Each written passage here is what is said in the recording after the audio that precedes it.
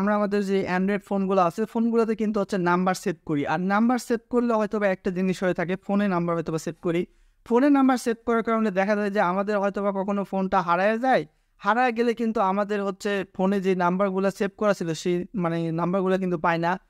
হয়তোবা আমরা পরে সিম তুলতে পারি, কিন্তু সেই সিম থেকে কিন্তু ওই আগের সকল নাম্বার যেগুলো সেভ করা ছিল, সেগুলো কিন্তু আমরা পাই না। তারপরে প্রথমে ডায়াল লিস্টে যাবেন, ডায়াল লিস্টে যাওয়ার পর কন্টাক্টস এইখানে যাবেন। কন্টাক্টসে যাওয়ার পরে নিউ কন্ট্যাক্টে ক্লিক করবেন। নিউ কন্ট্যাক্টে ক্লিক করে আগে যে কোনো একটা নাম দিবেন, সাপোজ টুনি দিলাম যে কোনো একটা।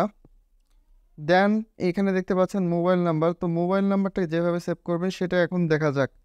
তো 019643107।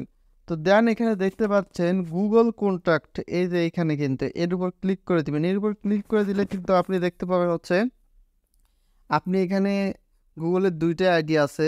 তারপর সিমে কি মানে এই কন্ট্যাক্ট সেভ করতে চান, আপনি যদি সিমে কন্ট্যাক্ট সেভ করেন তাহলে কিন্তু আপনার সিমটা হারায় গেলে কিন্তু আপনি এই কন্ট্যাক্ট পাবেন না, অথবা আপনার মোবাইল হারায় গেলে কিন্তু আপনি এই সকল কোনো প্রকার নাম্বার কারো পাবেন না।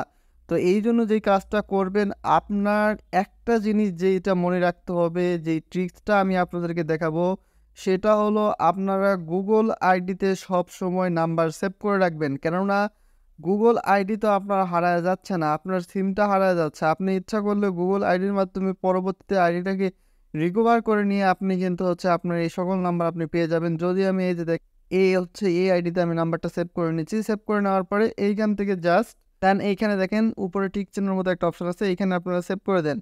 যদি আপনারা সেভ করে দেন এইভাবে, আমি আপনাদেরকে 100% গ্যারান্টি দিচ্ছি আপনাদের এখন থেকে আর কোনো প্রকার নাম্বার ডিলিট হবে না।